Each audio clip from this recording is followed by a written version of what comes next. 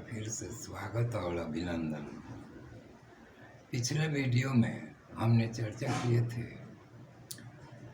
विष्णु भगवान से संबंधित विष्णु सहस्त्र नाम के प्रथम श्लोक की।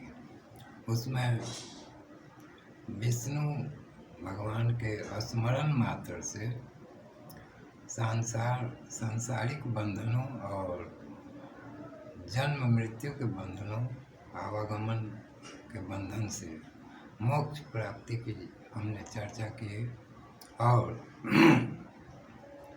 विष्णु सहस्त्र नाम के विषय में इस चर्चा को कुछ और विस्तार देते हुए उसी क्रम में इस वीडियो को मैंने बनाने का निश्चय किया। तो सज्जनों, सिर्फ विष्णु नाम के स्मरण से मोक्ष मिल जाएगी और इसके लिए श्रद्धा और आस्था की मैंने बात बताई थी। अब विष्णु सहस्त्र नाम में कुल 1000 नाम है, तो इन सभी नामों का क्या प्रयोजन है? तो सज्जनों, इस संबंध में हमें अपनी समझ में यह अच्छी तरह से ले लेना चाहिए कि इन सहस्त्र नामों यानी 1000 नामों का पठन पाठन या उच्चारण करने से या स्मरण करने से, अगर हम पढ़ते हैं तो स्मरण ही करते हैं, तो यह भी विष्णु के स्मरण में शुमार हो जाएगा, उसमें गिना जाएगा और यह भी हमारे मुक्ति का, मोक्ष का कारण बनेगा। अब रह गई बात श्रद्धा और आस्था की, तो हम तो भगवान विष्णु के प्रति अपनी आस्था में स्थिर हो चुके हैं और अपनी श्रद्धा को वहाँ बनाए रखे हैं। तो अब हम एक नाम या सहस्त्र नाम में कोई अंतर न करते हुए हम भगवान विष्णु के सभी नामों को समान रूप से जप सकते हैं, पढ़ सकते हैं, उच्चारण कर सकते हैं और उसको हम विष्णु स्मरण में गिन सकते हैं। तो सज्जनों, विष्णु सहस्त्र नाम को नियमित या विधि विधान से पढ़ना, उसको समझना एक अलग बात है और भगवान विष्णु को किसी एक ही नाम से स्मरण में रखना एक अलग बात है। हालांकि दोनों के परिणाम एक ही होंगे। इसी प्रकार भगवान विष्णु के 5 नामों का मैंने चयन किया था बहुत पहले, उस पर मैंने एक वीडियो भी बनाया हुआ है। तो उन विशेष नामों की मैं यहाँ एक बार फिर से चर्चा करूँगा।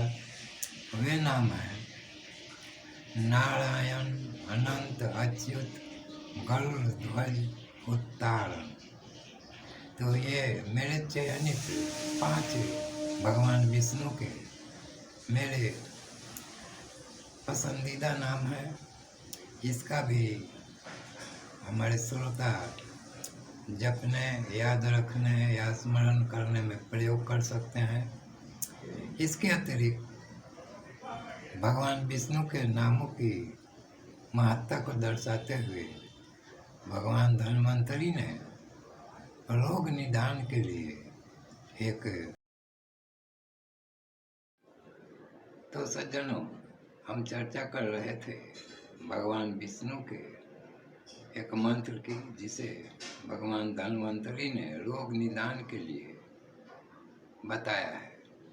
वह मंत्र है भगवान विष्णु के 3 नामों से संयुक्त। इस प्रकार है: अच्युतानंत गोविंद नामोच्चारण भेषजात नश्यन्ति सकला रोगा सत्यम सत्यम वदाम्यहम्। अर्थात अच्युत, अनंत और गोविंद, इन 3 नामों के उच्चारण से सभी लोग मिट जाते हैं। अध्यात्म में संसार बंधन को और जन्म मृत्यु के चक्र को भी भवरोग कहा गया है या सांसारिक रोग कहा गया है। तो इन सभी रोगों से इस मंत्र के स्मरण से मुक्ति पाई जा सकती है और रोगों का निदान भी किया जा सकता है। तो सज्जनों, हमने जाना कि भगवान विष्णु के नाम के स्मरण के क्या फल मिलते हैं और हमें किस प्रकार से भगवान विष्णु के नाम का स्मरण करना चाहिए।